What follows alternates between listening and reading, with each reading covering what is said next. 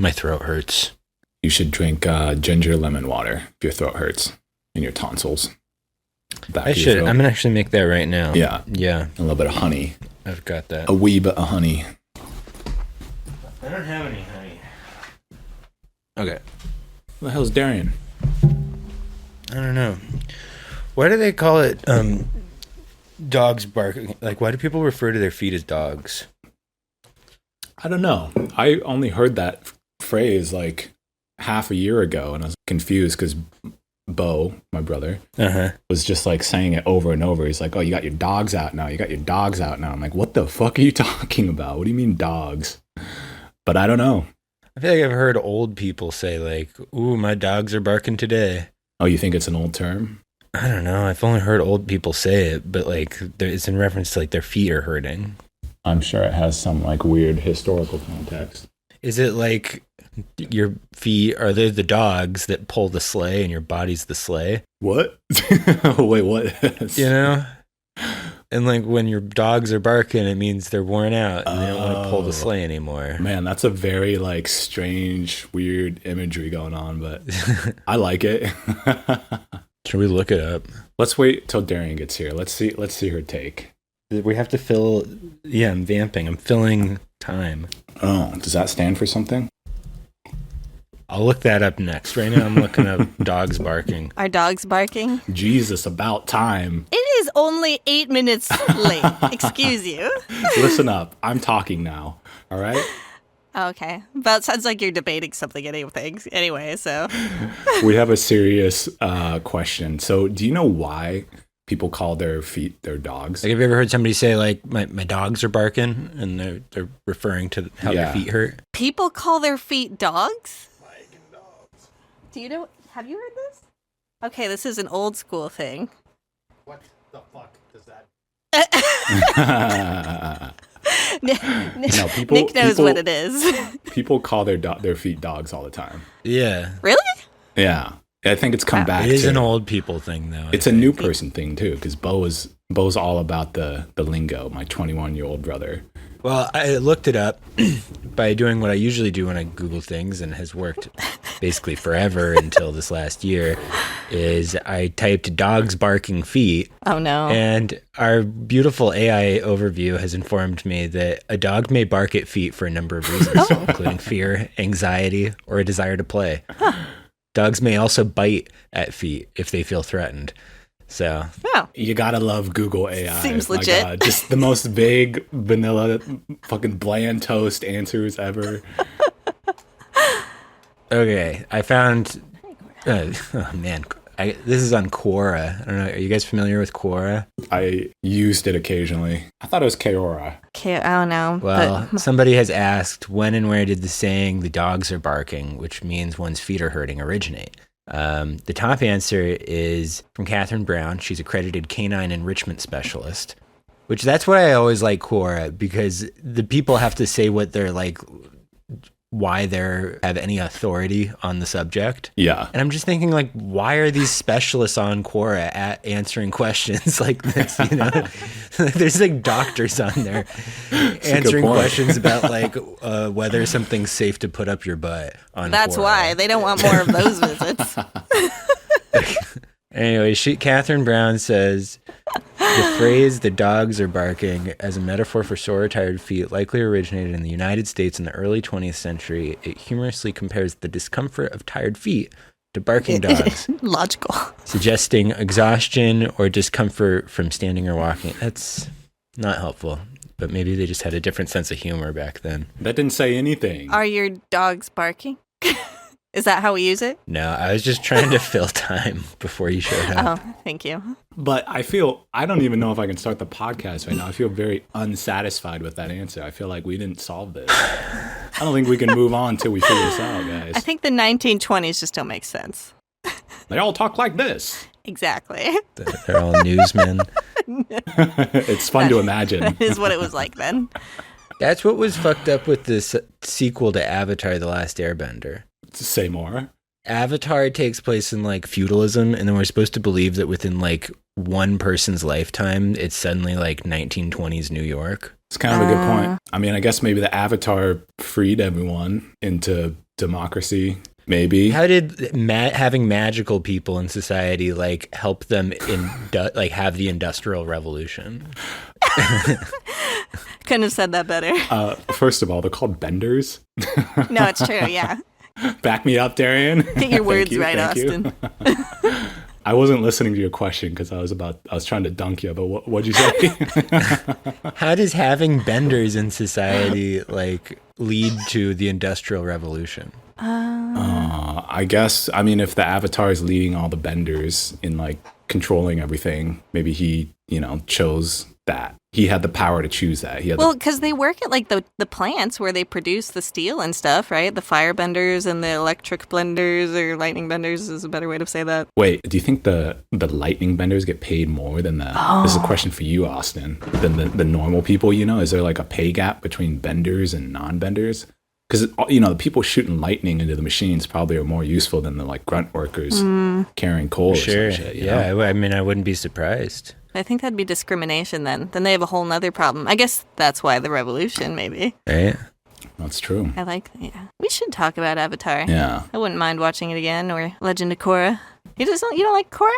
You like Korra. Austin hates Korra, but yeah. I feel mixed about Korra. I didn't get it. I didn't get why it was 1920s New York.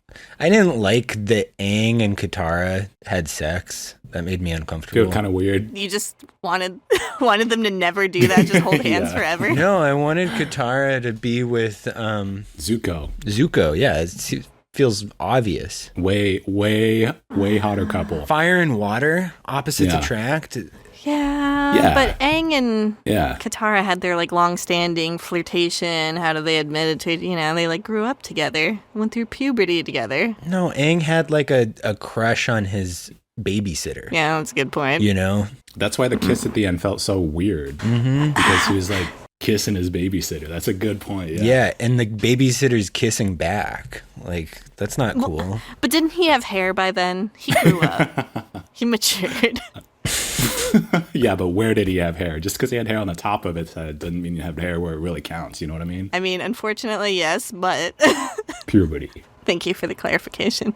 I think he should have been with... Who was the Chinese girl that could bend Earth? Toph. Toph, her name was Toph. Oh, the blind one? I was thinking the Kyoshi girl.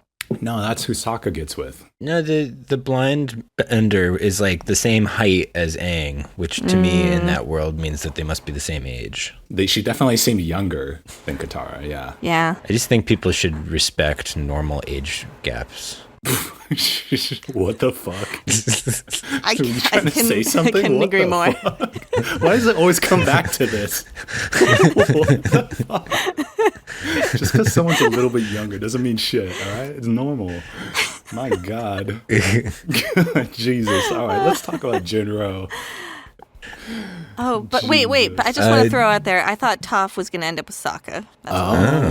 That would have been a spicy relationship. Yes. That would have been like love-hate, I feel like. A lot of big highs. Wasn't there an episode where she like had a crush on him? Yeah. That's true. Yeah, or Zuko and Katara could have gotten together and then like Aang and Katara could have like cheated or something. That would have made it more interesting, and had like a secret child. That is so not in line with Avatar. That would have been not at all. Yeah, no one would have liked that but me. But I'd be like, wow. They're being edgy here. I respect this. It's the first Nickelodeon program to have an episode featuring abortion. They just like water bend it out. They're like, oh my God. And then there's a firebender at the end that just fucking like just. Oh my! Okay. Take it out. Too far. So how's that Jin Roh or Jin Roh? All right. Well, all right. Let's get on to serious with that topics. said, yeah, let's move on quickly to Jin Roh.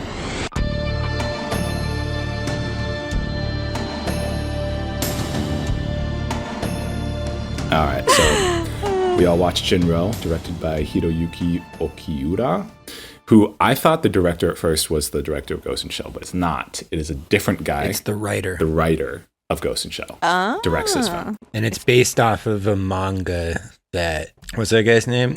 Mamoru Oshii. the Ghost in Shell guy. It's based off of his, this manga series. This movie's based off of only one of the books. Gotcha. Interesting. No sequel, I guess. There's sequels. Oh, just kidding. Movies? There's prequels and sequels. Live action, directed by Mamoru Oshii. Interesting. One of them's a comedy, and they all look terrible. But I kind of like to watch one someday. Well, whenever they try to make a live action anime, it never goes well, except for very rare occasions. So, like Assassination's Classroom. Never saw it, but that seems like it would be a terrible live action. But the movie starts off with shots of war. There's an atomic bomb going off. There's military and kind of a show of force. It is World War II. It's kind of if World War II turned out differently and the Germans had won. The way it was drawn, it almost feels like documentary. Yeah. And there's this voiceover, too, that never shows up again that's kind of setting up the premise of what if Germany denazified after World War II and occupied Japan. On that note, it was interesting because I felt like the whole movie felt like a film. I didn't even understand why it really needed to be animation. Yeah. It seems so realistic, it didn't really utilize anime in any way outside of depicting realism, Yeah. It could have just been a movie, honestly, I feel like. A decade after the Great Defeat, our nation finally emerged from the chaos and confusion of occupation rule. In an effort to rejoin the world and rebuild the war-ravaged nation, our leaders chose to pursue a policy of aggressive economic growth. Although these extreme measures proved successful in many respects, they also led to serious social unrest. Massive unemployment and urban migration quickly turned large areas of the cities into slums, and violent crime began to soar. Even more ominous was the rise of armed anti-government groups bent on changing society through force. These groups grew so powerful that local police authorities were overwhelmed. The government was left with few options. To avoid violating the new constitution, which placed severe restrictions on military activity by the self-defense forces, and to dissuade the local police authorities from forming a national police force, the government chose an alternate path.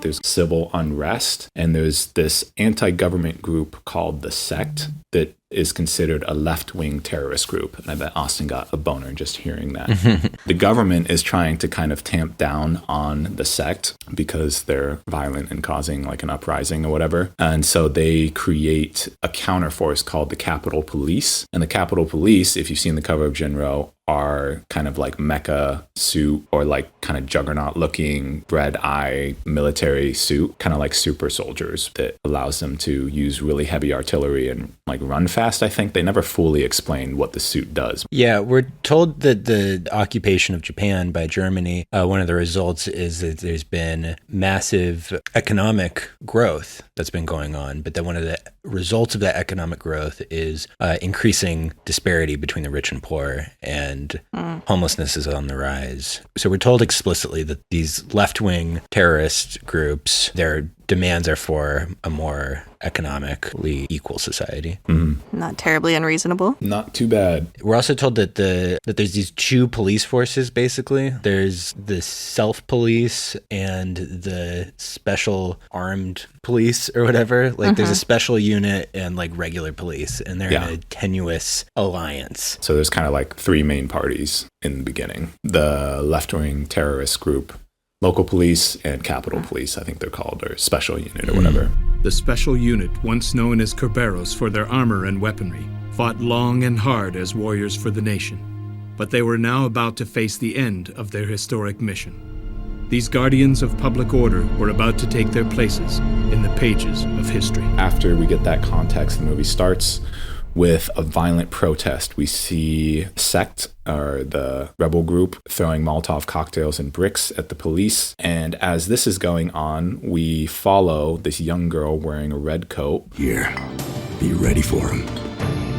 She looks to be about high school age, running through the streets carrying a small bag. Yeah, she's a volunteer that they call Red Riding Hood. It's her responsibility to hand off certain things between rebel leaders. It's an old trick of theirs to use women and children. They get them to do the dirty work, like transporting guns and explosives. So as the police start to beat the shit out of everyone, things are escalating. Some terrorists retreat underground. So we see the girl escape into kind of a manhole going down with some other members of the sect. There's a grid of like sewers or tunnels underground that they seem to know well and like kind of hide out in. We're then introduced to the Capitol Police in their crazy, scary armor, the red eyes. And they're going through the tunnels, kind of mowing down the terrorists. They almost look like video game characters or something. They're like little mini mecha suits. Yeah. At one point, somebody says, in reference to what it's like to wear one, they say, "My body feels light, but my vision is limited." Actually, there was one other thing that they said, that they have to work as a team because there's like a weak point in the armor. So they have to be covering each other's weak points or something like that. And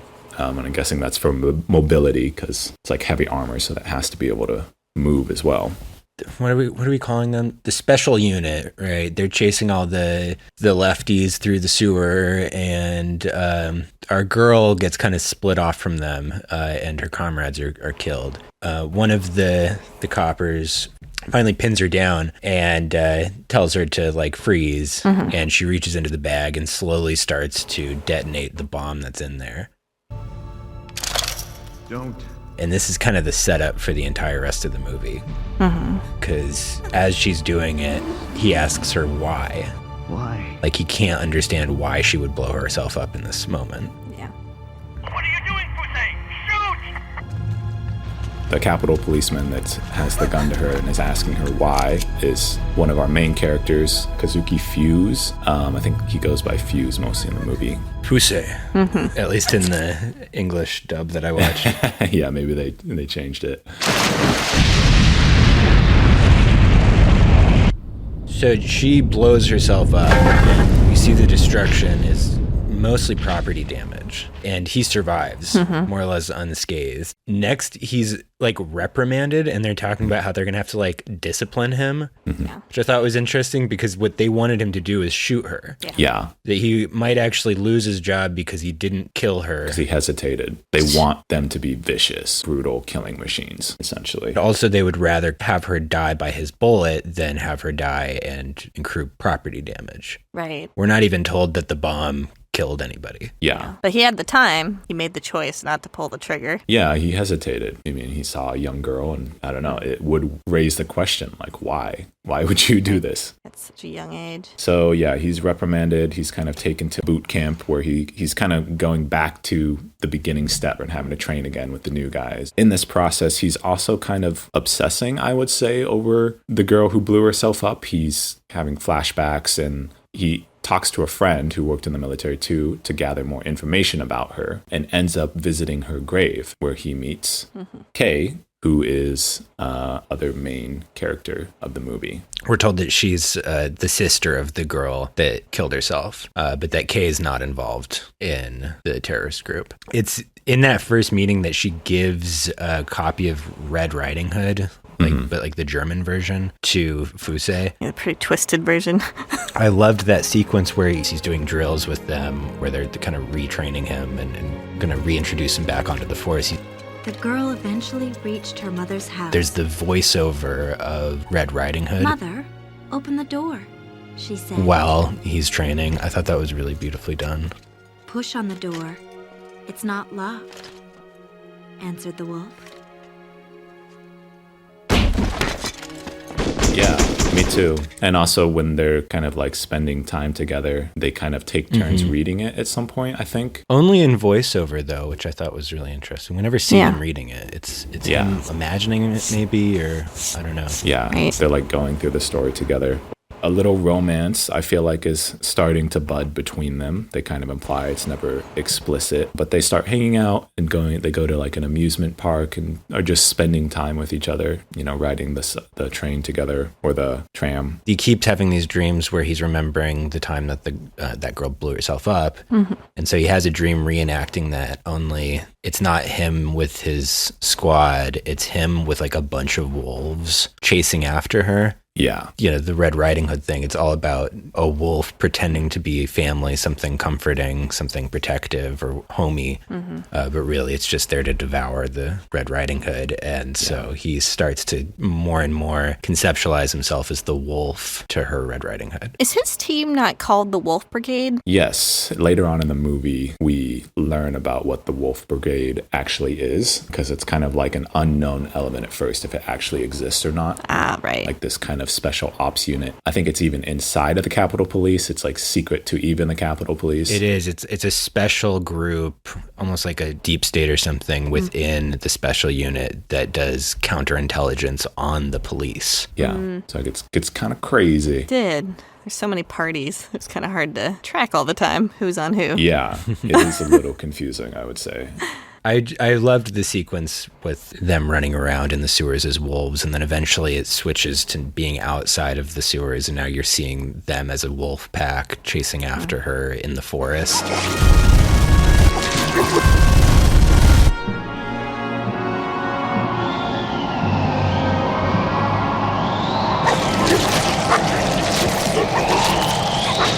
And there's some really cool little tableaus where I just loved the editing where it would be wolves running through the forest, and then it would be Fusei kind of casually sitting with all the wolves, almost like an album cover or something like that. With his like 90s jacket on too, yeah. It's very stylized. There's an interesting line. The dream sequence is interesting, and the theme of wolves keeps coming up. She says, "You can't come with me," because there's a part where he gets to kind of like a gate. He's following her, and then she goes to the gate, and she says, "You can't come with me," even though the door is like slightly cracked open. And as she goes in, behind Fusei, a bunch of wolves, the wolf pack moves past him through the door and devours her as he watches in horror. If these are his dreams that he's having, there's something inside him that is starting to feel like she didn't blow herself up.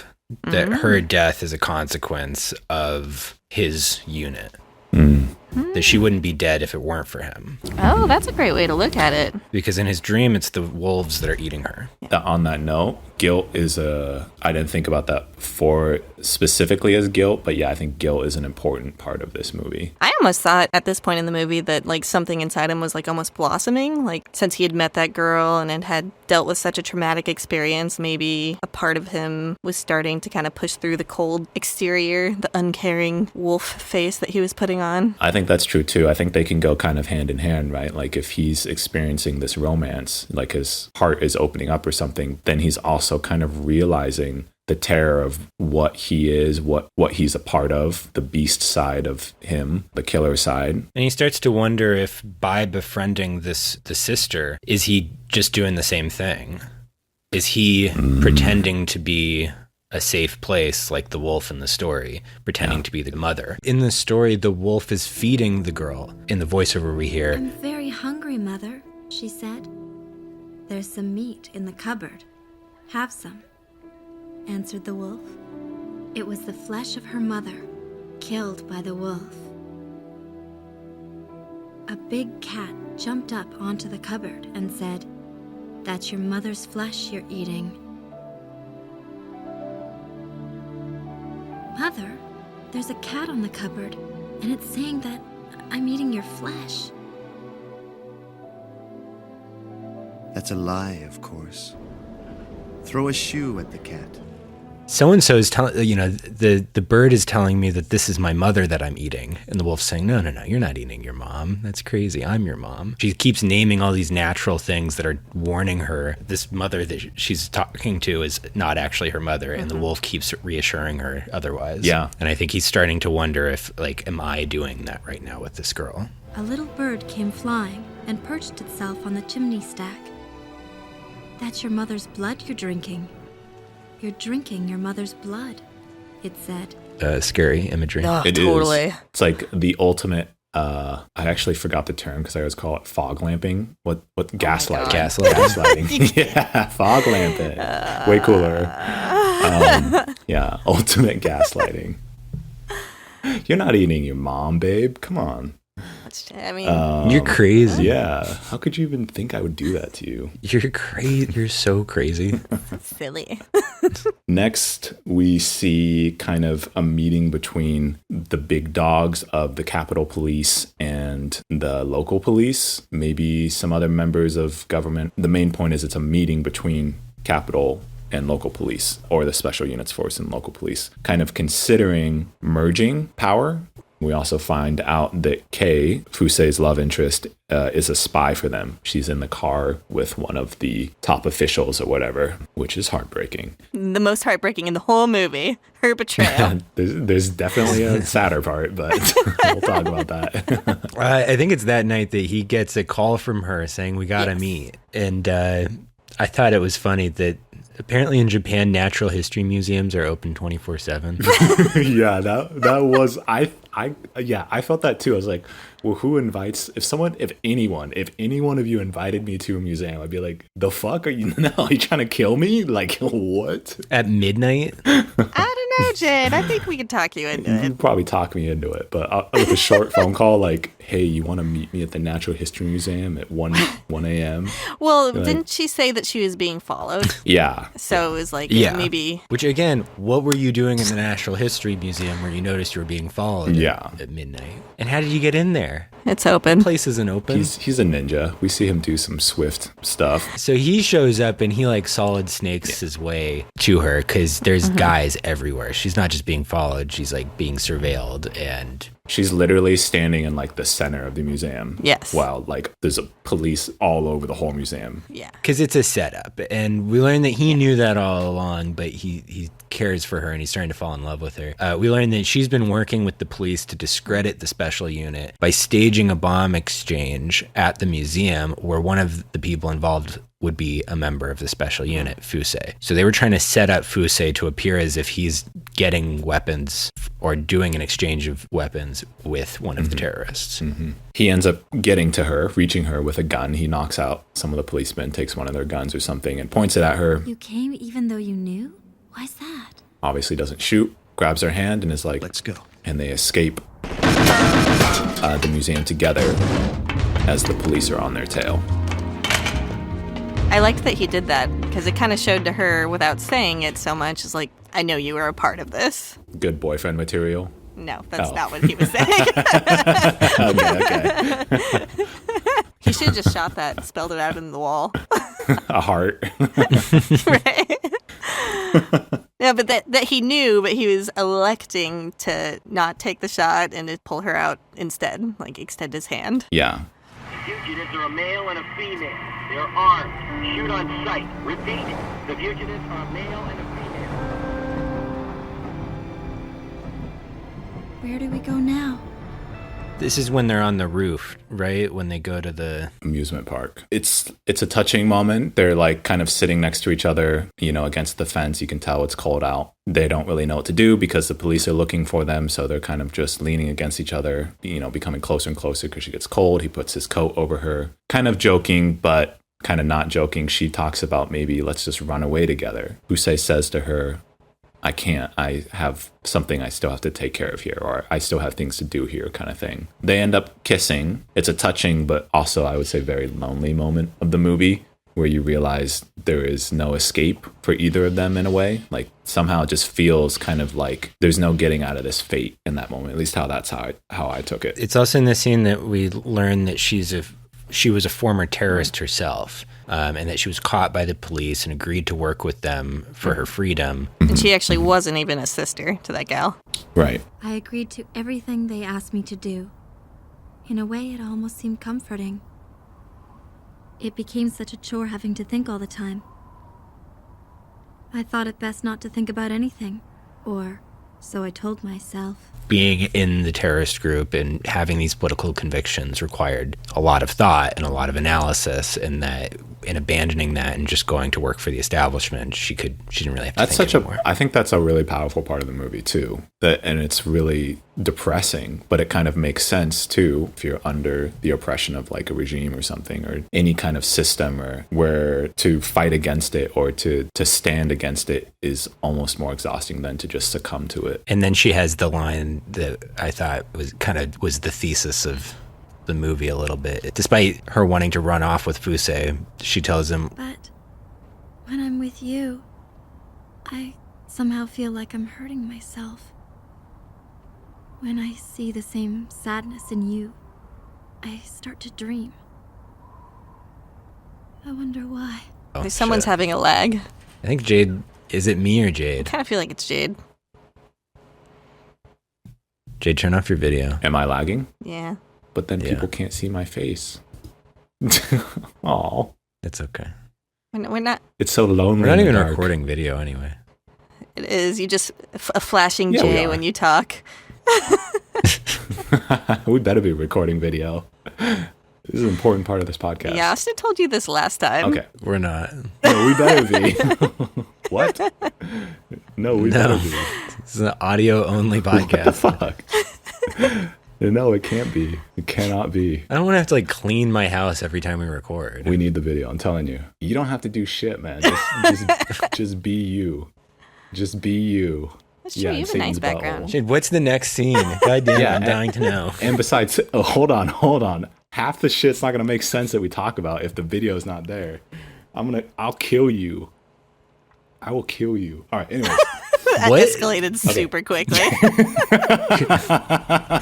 Watching a little too much Jin Roh. I want what I want. Shut the fuck up, Jade. I will kill you. And you know it. Oh my God. Damn, I'm gonna fucking Jin Roh your ass. I'm the Capitol Police. All right. I'll turn my video back on. Okay. I can't stand so- not being seen. I can't. I need it.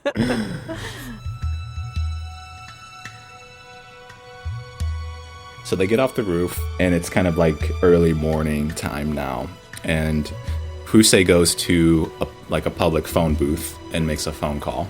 We don't know who that's to. And then is kind of walking away from Kay, and she decides to follow him. Or they have like a little bit of an exchange where he kind of is implying like she can go off on her own and be free of this in a way, or like escape or something. But she decides to tag along and follow him.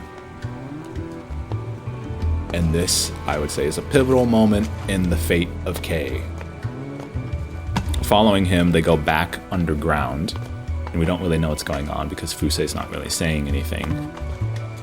They pass the site where the girl, the first Red Riding Hood, blew up, and we see kind of like a hole in the wall where the bricks are falling off and it's all cracked. And they go to this kind of larger area where now a bunch of people we don't really know and some familiar faces come walking in to meet Fusei with a box and guns. This is the Wolf Brigade. Yeah, this is the Wolf Brigade. This is where we're kind of realizing, while Kay is also realizing too. And it's a shift in Fusei's attitude. He all of a sudden is kind of more cold, and it feels a lot darker as he also is being equipped with the Capitol Police armor. This is where we learn that it's been a long con, and that Fusei's been more or less in on this as well. He knew that the eventual goal was to have Kay as almost like collateral against the state police, right? Something like that. Yeah. Yeah. Like, she thought she was the long. Yeah, because they need Yeah. her, but she's just been kind of a pawn for everyone this whole time, which is really sad. She's been the little Red Riding Hood. Kind of sad, but she kind of, I don't know. My pity for her kind of went away a while ago. Really? How so? Oh. You know, just finding that she had been deceiving him first. Like, I find them all kind of equally guilty. She was deceiving him for slightly different reasons, though, because she was deceiving him because she was in trouble with the police, Yeah. and her means of survival were to work with them. Yeah.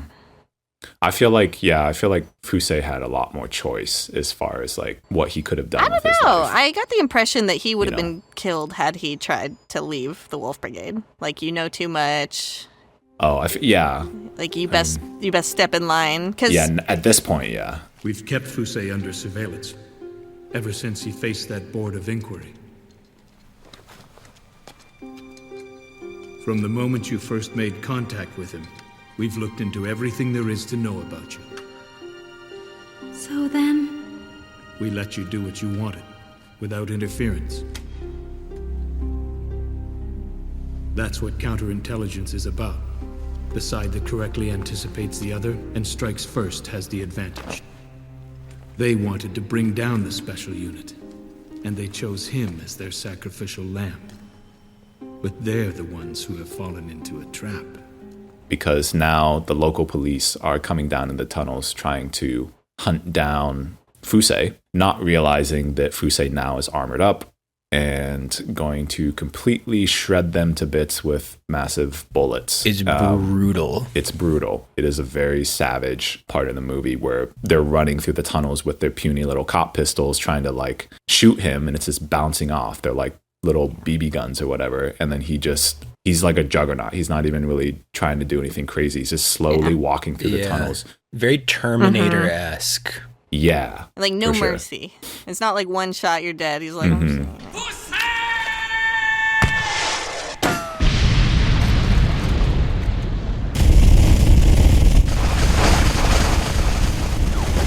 It doesn't even feel like he's not threatened by them. He's just coldly mowing them down. While Kay watches as well, more or less. Like she's seeing this whole other side of Kay. Yeah. And now you're able to see the real Fusei. We are not men disguised as mere dogs. We are wolves disguised as men. Wolves, not men. Not men disguised as wolves, but wolves disguised as men. Mm-hmm. yeah. Only in the tales that humans tell do the hunters kill the wolves in the end.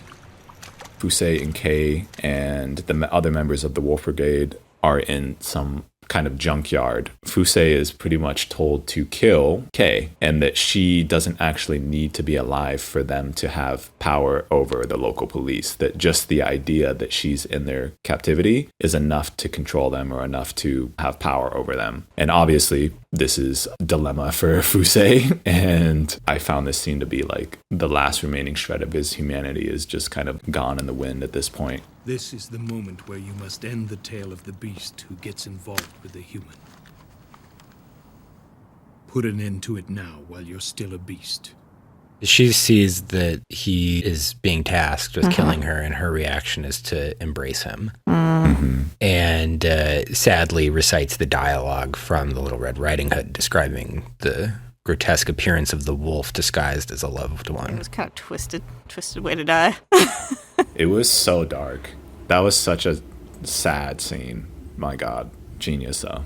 Do you think she realized at this point that he actually didn't have a choice? Because that's the point at which I realized, because this whole time she's screaming at him like, I didn't have a choice. What else can I do? But in the end, he was put in the exact same position. That's a good point, I think, because I feel like a large theme of this movie, I think they say it a little explicitly too, I can't remember which part, is that war kind of, or this kind of situation doesn't really leave anyone the option to choose, or they're kind of all a victim of fate in a way. And it's all around a tragedy for like everyone. And like no one really wins at the end of this movie. Mother, what big ears you have. Mother, what big eyes you have. Mother, what big claws you have. Mother, what big teeth you have.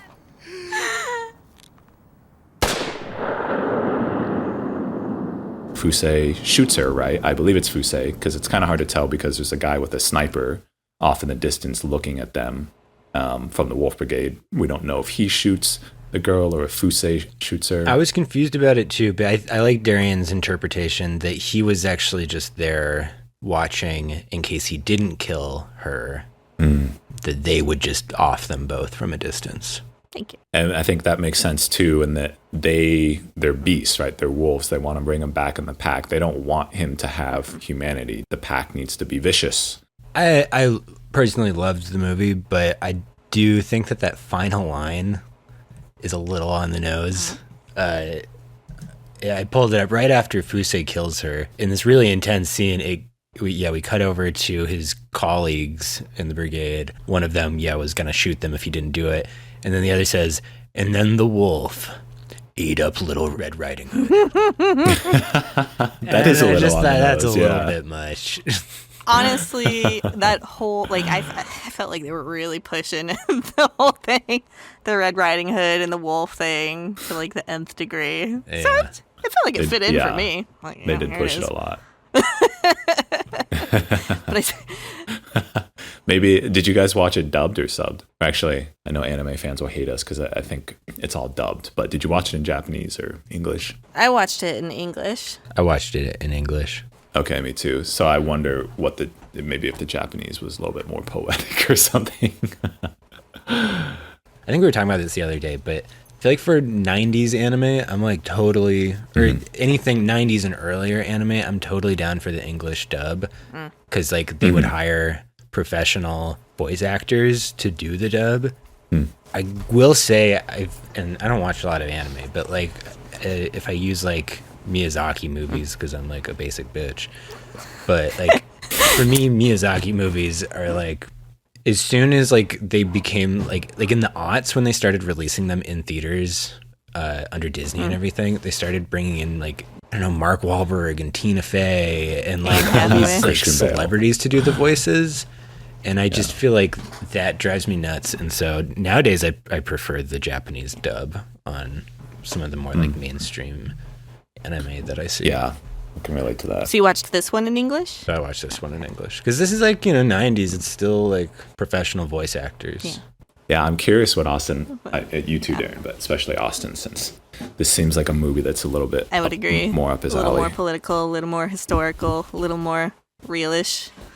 So on that note, it's not something I would ever watch or pick up by myself. Like, you guys were like, watch this. I was like, oh.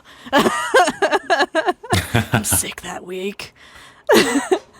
But it was actually interesting. It was good. It was slower than modern day anime. I think we're all very used to the fast pace now, and a little vaguer, which is kind of interesting. Like, it leaves more to interpretation, like we've been talking about. Like, was he under threat, or were they going to kill her? So I liked it. Will I watch it again on my own? Probably not. What about you, Austin? Since ancient times, there has never been a war that did not have a political character. However, war has its own particular characteristics, and in this sense, it cannot be equated with politics in general. War is the continuation of politics by other means. When politics develops to a certain stage beyond which it cannot proceed by the usual means, war breaks out to sweep the obstacles from the way. When the obstacle is removed and our political aim attained, the war will stop. Nevertheless, if the obstacle is not completely swept away, the war will have to continue until the aim is fully accomplished.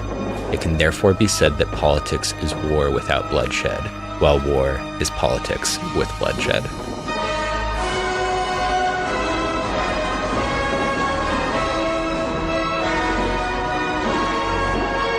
Damn. That's heavy. That's from On Protracted War by Mao Zedong.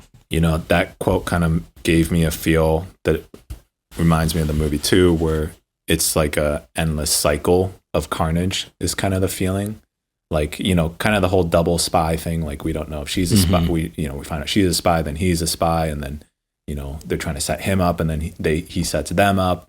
And then also like the metaphor of, just wolves and the carnage, and it has that feeling of like pointless carnage over and over and over, which I feel like aligns with what you just said. It's funny. I feel like I like this movie a lot more now that we've talked about it, and like after thinking about it too, because I remember watching this movie as a kid, and it looks cool. Like, it looks like it's gonna be like sick. And I thought it was boring as shit. Like, as a kid, I was just like, "Fuck, this is not what I want."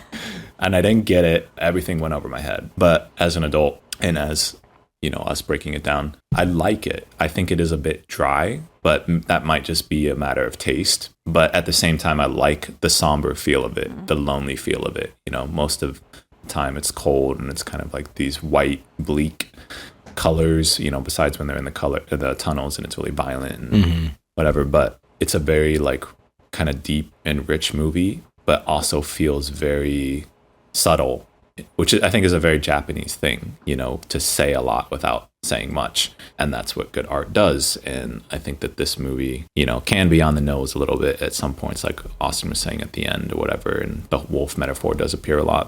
The experience of watching it is kind of dry, but thinking about it and talking about it is pretty fun and interesting, I would say. And that's why we call it the official Funimation Power Hour. Oh, God. We should just keep adding to that name, like every time we meet. It is a thought-provoking movie. Yeah, there are some places like I wish it would have expanded. Like, I almost feel like the suits, maybe you guys feel differently, were kind of like thrown in there. Like, I understand why they exist as an element of the movie in a way. They're like a power difference, or they're... Yeah, it just shows that this is not an equal fight. Like, one side has like mecha men, and the other is just like people with like makeshift Molotov cocktails. Yeah, I think what I'm having a hard time with, and I'll just admit, is I almost wish it was like more exciting. Even though I think that's what the charm of the movie is like, I wish maybe the rebels had gotten a hold of this suit and like mowed down. Like, I think there's a lot of, or like that we would have seen more of the German involvement. Like, it would have been an expanded universe, because it is a very tight, like kind of small. It has a surprisingly narrow scope. Yeah. And it makes sense that this is only like one book out of like a very long manga series. So it feels like this very, very narrow story about this one guy. That's a good point. And this one girl. It could easily go on to follow him, I imagine. Like, what happens next? I'm curious, Austin, do you know what happens in the other books, or do you know like any other further story points? No, I might try to pick up the mangas and read them. I haven't read manga since I was in high school, but I'd be curious. He considers it his like life's work, this series. Wow. That's pretty interesting. He's been working on it for decades. I don't know that I agree that I wish that the movie was more exciting, but I totally feel you in terms of like, I feel like social media and technology and whatnot has just wrecked my attention span.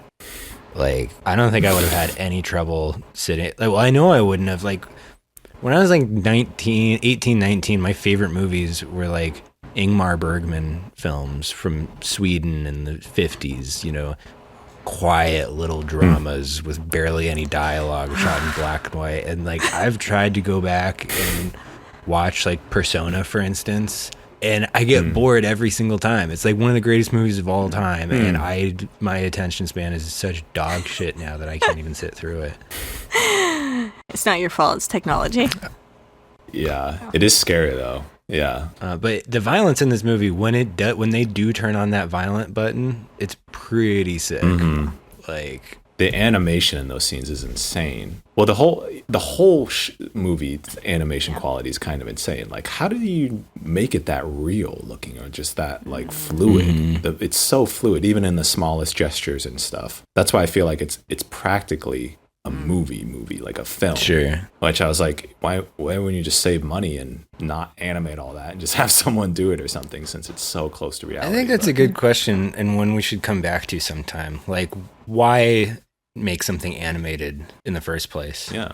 Well, if we think of Fooly Cooley, I think that makes complete sense why that would be like an animated show, you know? You're doing something you couldn't do without animation. Yeah. But yeah, this movie does feel, except for in the dream sequences and occasionally in the violent stuff, it feels like it could have just been shot. It could have been easily filmed. Yeah. Yeah. Also, the sound design I thought was really good with the guns. The sound design gives the effect as if like you can really feel each bullet going into a body and like the force that it would actually put on that body. Yeah. And that to me is something that animation does so well. Like the way that they can have somebody get hit and then almost like pause for just a moment and then like slam down on the ground. It's something so unique to drawing the show, as opposed to you can't do that filming unless you do some like corny Matrix style thing where you shoot in slow motion and then speed it up or something like that, which isn't quite the same. It's super effect. cheesy. Yeah, there's like such cool, like you can really feel the power difference, like especially in the last scene when the normal local police are trying to fight one Capitol Police, and their bullets do feel like dinky little like ping ping ping, and then he's like do do do do do, and they're like and they just like get shredded. Yeah, I love it's so cool how they animate that. Yeah, I guess I kind of touched on this already, but I think that they did a good job of tone throughout the movie. It feels so lonely and like sparse. And I think, you know, the movie being dry and kind of like not super action packed overall as a movie, I think contributes to that too, where that feeling of just like desolation inside or not even desolation, but just, and maybe emptiness. the lack of surprises kind of lend to that too. Like there's no major twists. Everything to a certain degree plays out the way that the main character would have expected. I guess there's like a twist for the audience, but yeah, like it all went according to Fusei's Not even plan. his plan, but what he was told to do. Except for falling in love. I guess that probably wasn't according to his plan. Yeah, it's almost like he wasn't denying, like the movie, at first I thought it was him denying being a wolf. He didn't think of himself as a wolf, but by the end of the movie, it's really more a story about a wolf that's denying his own humanity. Oh, that's such a good point, yeah. Like he's tempted for a moment with love, with true human connection. Yeah. But he denies that. Yeah, I gotta say, this movie is so much better after we've talked about it. It's definitely interesting. Yeah. I think it captures its time very well. When It's did this come clearly out? something that was, I Probably think it's late 2000. 90s? But it was drawn and created in the 90s, the late 90s, right? Just released in 2000. Released on Wikipedia, it says 99. Oh, really? Oh, that's in France, probably because it played at like the Cannes Film Festival. Never mind, yeah, you're right. 2000 is the Japan release date. Yeah, very much that generation. Like, I keep thinking for no particular probably particular reasons. Did you guys ever watch Big O? Oh, maybe a long, like one episode when it's on Adult Swim, right? Yeah. It's the same kind of like... Jade's all about the big M. That's true. He's been telling me about. He wants nothing to do with the O. Yeah. If it's not an M, it's not for me. Okay?